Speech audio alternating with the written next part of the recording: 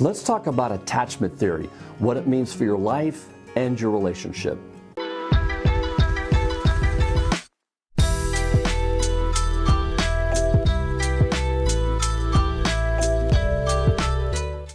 Okay, welcome back everybody to Trauma-Free Relationship.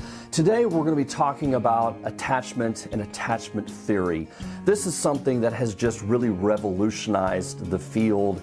There's so much research behind this, especially when it comes to couples and their relationship. It's probably the primary theory these days that informs clinicians like myself in how we practice. So I think it's really important for you all to know what attachment theory is and why it's so important in your relationship. So let's start at the beginning. We're going to start with John Bowlby, who was the creator of attachment theory. Now, John Bowlby was a psychoanalyst in the United Kingdom back in the 30s, 40s, 50s, and subsequent decades. I actually think he died early in the 1980s, if I recall. But he came up in a world that was actually dominated by Freudian theory.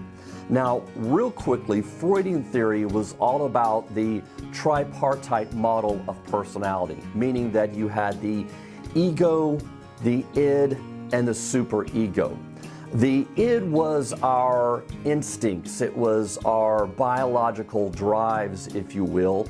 And Freud said there was two primary drives. One was the sex drive and one was the death drive. But these were constantly pushing for expression in life and in our bodies.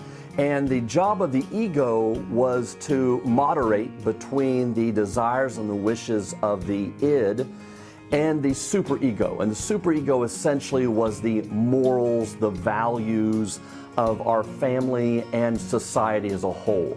So this put a lot of emphasis on the ego to be able to be strong enough to repress the desires of the id and also be able to conform to the values and norms of society and our family growing up. So I say all this to say this was a little bit of the world that John Bowlby entered into.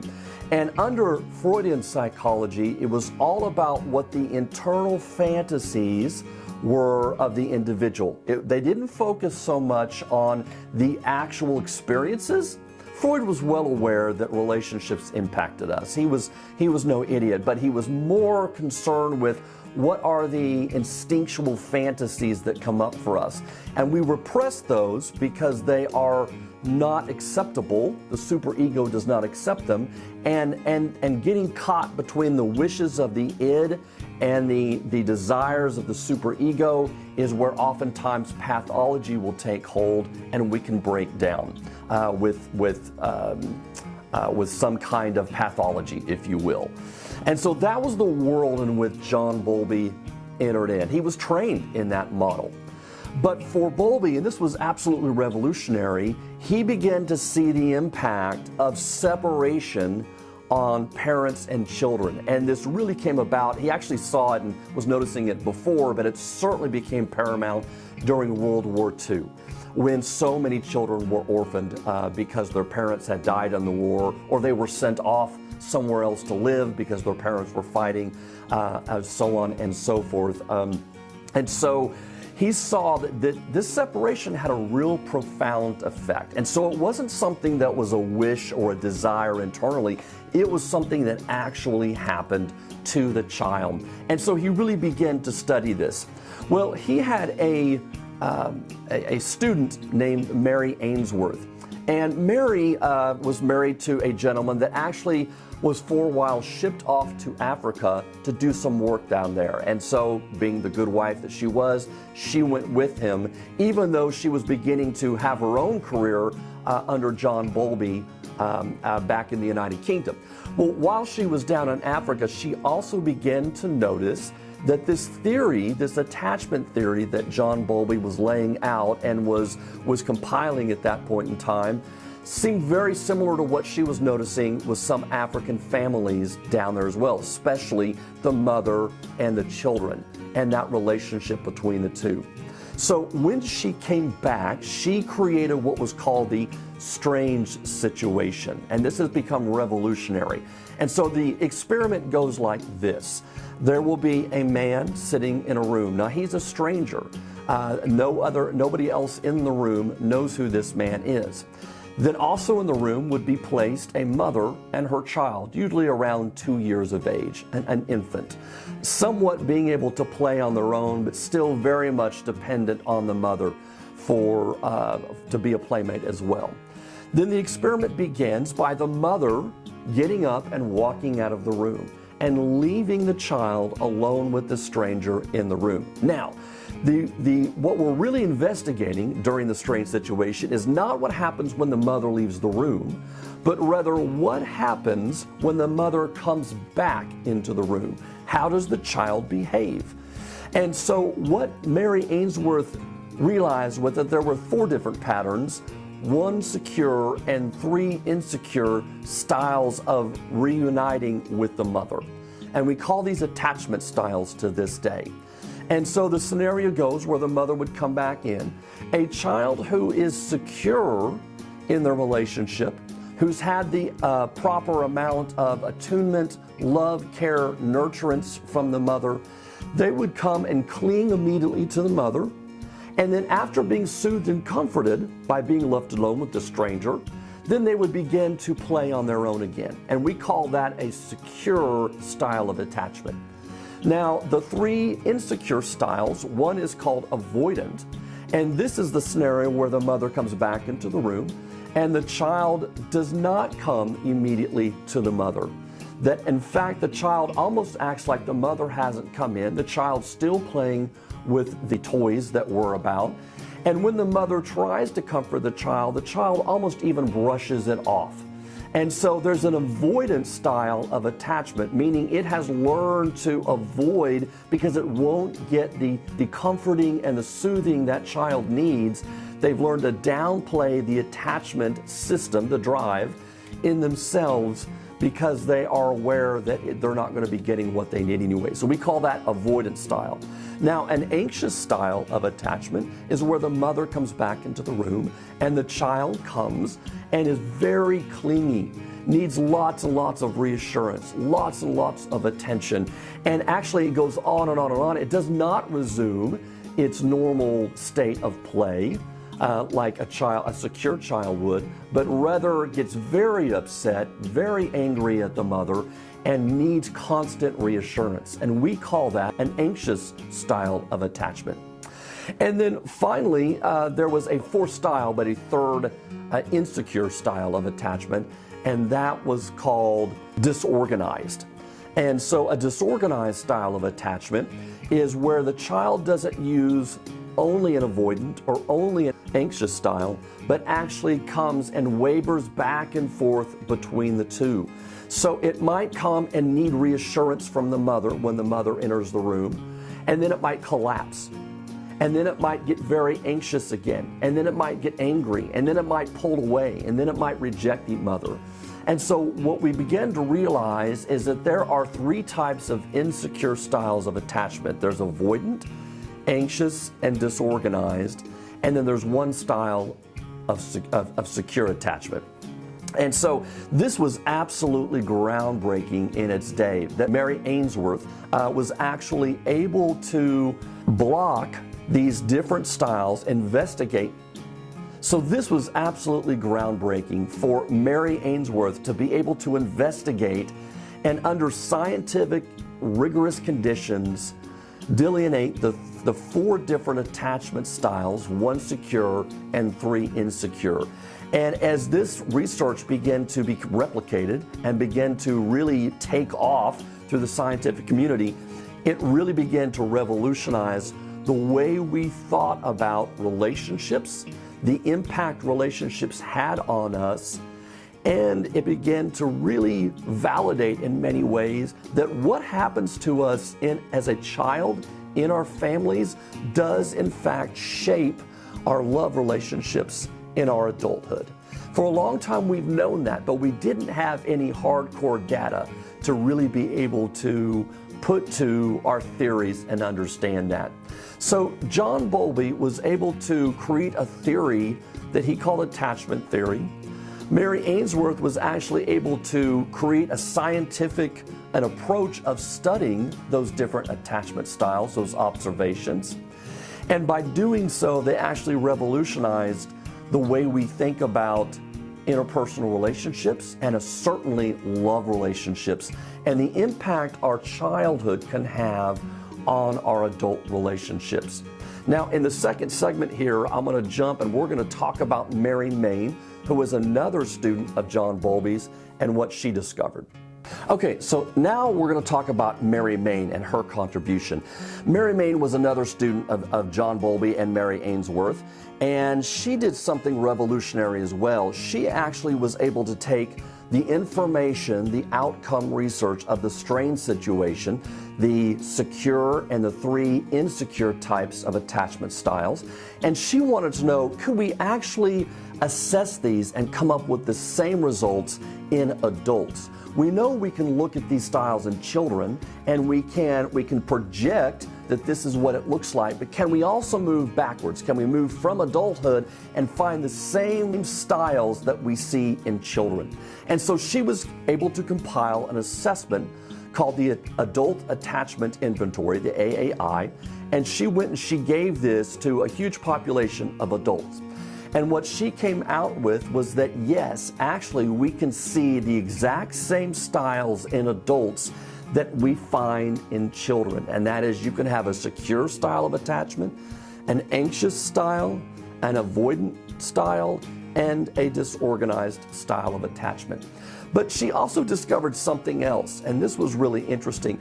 She discovered something called the internal working models, which was first purported by Bowlby, that we internalize these styles of relationships with our parents and that we then use them as a template in our adult relationships. And so she was actually able to see that as adults, we have what's called internal working models, meaning we've built up from childhood the thousands of interactions with our parents. We've internalized those and we use those as a model for how we should operate in our adult lives. And so if we have, for example, an avoidant model or avoidant style of attachment that we've learned, then as an adult, when we start to feel like somebody's infringing upon our sense of psychological and emotional space, then we tend to pull away. We'll downplay close relationships. We might keep people at an arm's length.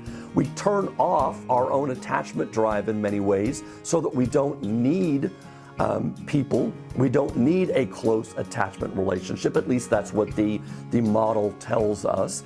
And so we find that we're actually able to then be able to see that children have an attachment style based on the interaction between them and their mother, and that we were able to validate that adults can come across those same styles in their relationships as well. And this was absolutely revolutionary. This was so important for us to understand, and it has so informed how we view and help couples in distress. Now, this is especially important when we start talking about the impact of trauma on relationships, the impact couples have in trying to relate to one another. And what is often the case is that we find where one style of attachment with one partner is different than another style of attachment with the other partner. So one partner might have learned an avoidant style, the other partner might have learned an anxious style.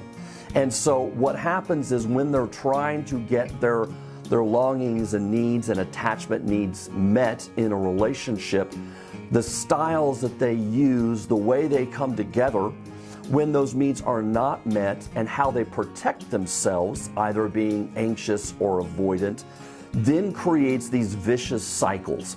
And we're going to have a whole episode on that because that's really important to talk about the types of cycles that couples can get caught up in. Because what makes it unique in terms of talking about trauma with couples versus talking about trauma with individuals is talking about those rigid, vicious, negative patterns of interaction that they can get caught up in. So that was primarily what attachment theory was about. It started with John Bowlby. it moved to Mary Ainsworth and then to Mary Main. And what they realized are three fundamental things. They realized that our attachment relationship provides a secure base and a safe haven for us. Somebody that we turn to when we need comfort and soothing and a sense of safety. When we're little, it's physical safety, but it's emotional safety when we become adults. And being able to turn to our partner and answer the question, are you there for me in my time of need, answers whether you have a secure attachment or not. If you can answer no to that question, and this is not a test per se, but then there may be something going on in that relationship that doesn't make you feel safe or secure. It could be that the relationship itself has fallen into a sense of insecurity. But being able to answer that question, is my partner there for me when I need them? How do I cope when my partner is not there for me? Do I downplay my attachment needs? Do I avoid them? Do I get super anxious and push for reassurance from my partner? These are the kinds of questions that get answered when we start talking about coping and attachment styles. Attachment styles themselves are coping mechanisms. It is the way that a person has learned to adjust to an environment that was less than hospitable, to adjust to an environment where their attachment needs for comfort, reassurance, and a safe haven did not get met. And it is adaptive in that situation. It is not bad. It's not even what I would consider pathological. It is the best effort of that person being able to adapt to an environment where their needs are not being met. And as Bowlby is so fond of saying, is that our attachment needs are from cradle to grave. We never outgrow, we never lose our need to be able to attach to another person. And so part of what made him so revolutionary is that he, one, looked at the real experiences of people, the real interactions, and what those needs were, and whether those needs were being met or not, as a way to inform the way we build our personality, the way we learn to manage and regulate our emotions. So much of that is done through the interactions between a primary caregiver and a child. And then secondly, he moved outside the field of psychoanalysis and brought in research from other fields to support his findings and his theories. And that caused a tremendous backlash in the psychoanalytic community. And so he was blacklisted for a time. He was really seen as somebody that no longer held the primary tenets of psychoanalysis, and that as such he was jettisoned, and he had to do much of his work off on his own, building his own little community of people that believed in that. So groundbreaking stuff, absolutely essential and important stuff to know about you and your relationship. Now, the second thing I want to add, and this is really important as well, is that was the first phase of research that was done in attachment theory. The next phase of research from the 1980s and 90s on is what they call the second generation of attachment. And people like Alan Shore and Dan Siegel, they were able to investigate using newer tools, especially imaging machines, and understand that so much of what attachment does is help us learn to regulate our emotions. And so what the primary attachment style is a system and a way of regulating our emotions and learning to regulate our emotions in that primary relationship that we then also carry into our adult relationships as well. And so we can use the word, and we talk a lot about triggers, right? When we get triggered or our trauma gets triggered, what happens to us? Well, one of the first things that happens is it causes dysregulation in our emotions. And so Dan Siegel and Alan Shore, they were able to take that basic research, that primary first generation of research, and they were able to tie it into subsequent research that really helps us understand how couples can become dysregulated how that insecure style of relating to one another dysregulates both partners and creates more insecurity in the relationship, or conversely, how having a secure style of attachment can actually create more stability and less dysregulation in the relationship. And I think what's important to know about that is that it doesn't mean that we don't ever become dysregulated in our adult relationships. But what it does mean is that we understand the triggers better, and we're better able to understand the models we use, whether they're secure or insecure models, in how we relate and cope when we're not getting our attachment needs met with our partner. There's no way that in an adult relationship that our partner is going to be able to be there for us 100% of the time. And so when that is the case, when we can't answer that question, is my partner there for me when I need them, can we self-soothe? Can we respond in a way that is healthy and that is active in being able to send the appropriate signals to our partner that we are in need? And part of what an insecure attachment style does is, one, it causes such dysregulation internally for us that we don't often know we're in need. We don't send ourselves the appropriate signals, and then it prohibits us from being able to send the appropriate signals to our partner so that they can show up for us. They can give us reassurance when we need that. So, attachment theory, absolutely revolutionary in terms of psychological theory, in terms of how we approach helping couples understand more about their own patterns of interaction, and how we help couples be able to go from an insecure to a secure relationship. Thanks for tuning in. Thanks for watching. Really appreciate it. Please be sure and follow us on your favorite podcast channels. Be sure and follow us on YouTube as well, and hit the bell notifications so that you'll get the next video that comes out. We'll see you next time.